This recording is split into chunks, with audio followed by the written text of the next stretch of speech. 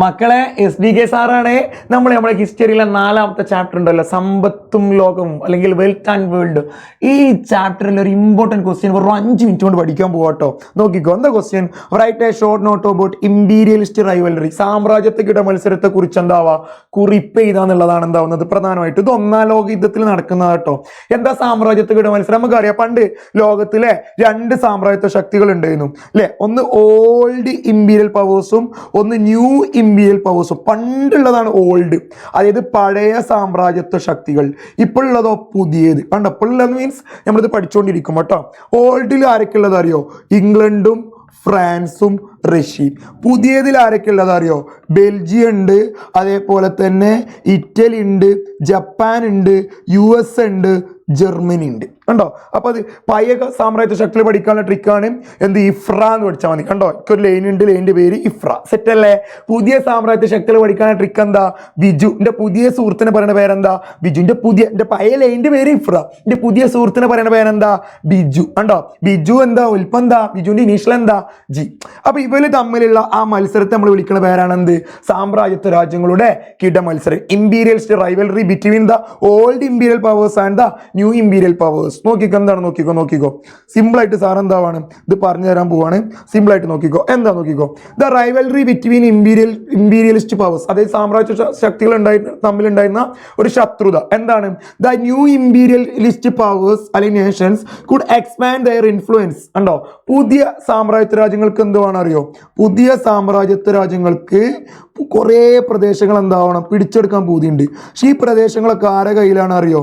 പഴയ സാമ്രാജ്യത്വ രാജ്യങ്ങളുടെ കയ്യിലാണ്. ആരെ പഴയത്? ഇംഗ്ലണ്ടും ഫ്രാൻസും റഷ്യയും അല്ലേ? അപ്പോഴാണ് ഇവർ തമ്മിൽ എന്തുണ്ടാവുന്നത്? ഒരു കച്ചറ ഉണ്ടാവുന്നത്, ഒരു സംഘർഷം ഉണ്ടാവും. നോക്കിക്കോ, കണ്ടോ, the new imperialist powers expand their influence by capturing territories controlled by older imperialist powers. മനസ്സിലായല്ലേ?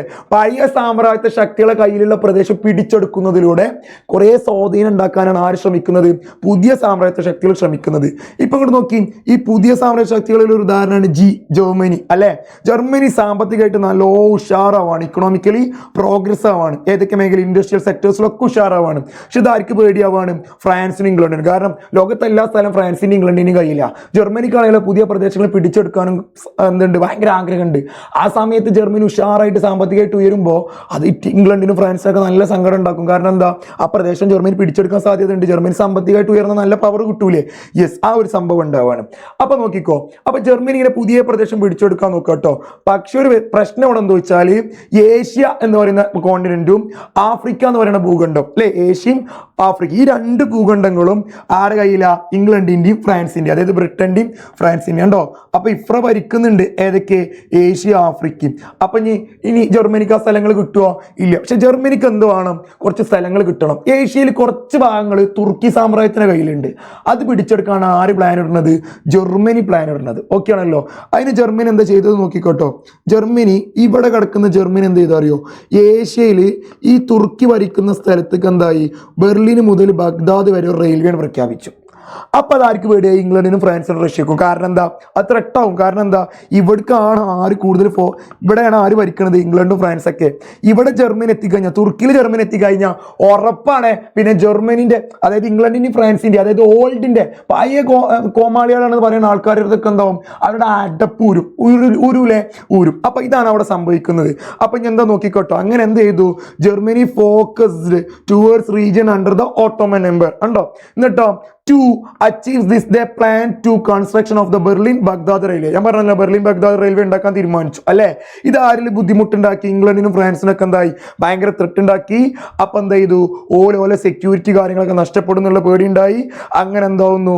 The rivalry start or began to escalate among this nation. ഈ രാജ്യങ്ങൾ തമ്മിൽ എന്താവാണ്? പരസ്പരം ശത്രുത ഉണ്ടാവും. നോക്കിക്കോളി, ഏഷ്യയും ആഫ്രിക്കയും ഇതിനകാരുടെ കൺട്രോളിലാണ്. ബ്രിട്ടന്റെയും ഫ്രഞ്ചിന്റെയും നിയന്ത്രണത്തിലാണ്. നമ്മൾ ഓൾറെഡി പറഞ്ഞില്ലേ? പറഞ്ഞു അല്ലെ.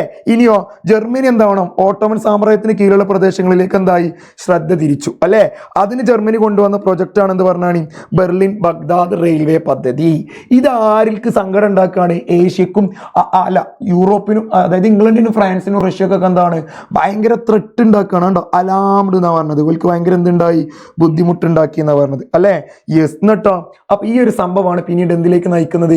ഇവർ തമ്മിലുള്ള ഒരു റൈവൽറി. കണ്ടോ, rivalry began to escalate among this nation. അത് ഈ രാജ്യങ്ങൾ തമ്മിലുള്ള മത്സരത്തിലേക്ക് നയിക്കുകയാണ്, ആ ശത്രുതയിലേക്ക് നയിക്കുകയാണ്. ശത്രുത എന്ന് പറഞ്ഞ മത്സരം അല്ലെ, ഈ മത്സരത്തെ നമ്മൾ വിളിക്കുന്ന പേരാണ് മക്കൾ എന്ത്, ഇമ്പീരിയലിസ്റ്റ് റൈവൽറി അല്ലെങ്കിൽ സാമ്രാജ്യത്വ രാജ്യങ്ങളുടെ കിട മത്സരം. അപ്പൊ ഇമ്പീരിയലിസ്റ്റ് റൈവൽറി എന്നാലോചിക്കുമ്പോൾ നിങ്ങൾ എന്താവുക, ഓൾഡ് ന്യൂ അത് നിങ്ങൾ ആലോചിക്കേണ്ടത്. പഴയത്, അതായത് മക്കളെ പഴയത് പുതിയത്, ഈ രണ്ട് കാര്യങ്ങളാണ് എന്താവുന്നത് നിങ്ങൾ ആലോചിക്കേണ്ടത്. അപ്പം നിങ്ങൾക്ക് കറക്റ്റായിട്ട് എന്താവും കാര്യങ്ങൾ മനസ്സിലാവും 100%. ഓക്കെ ആണല്ലോ. എന്നിട്ട് എന്താവുക, ആ പ്രദേശങ്ങളൊക്കെ പിടിച്ചെടുത്ത കാര്യങ്ങളൊക്കെ എന്താവുക ആലോചിക്കുക.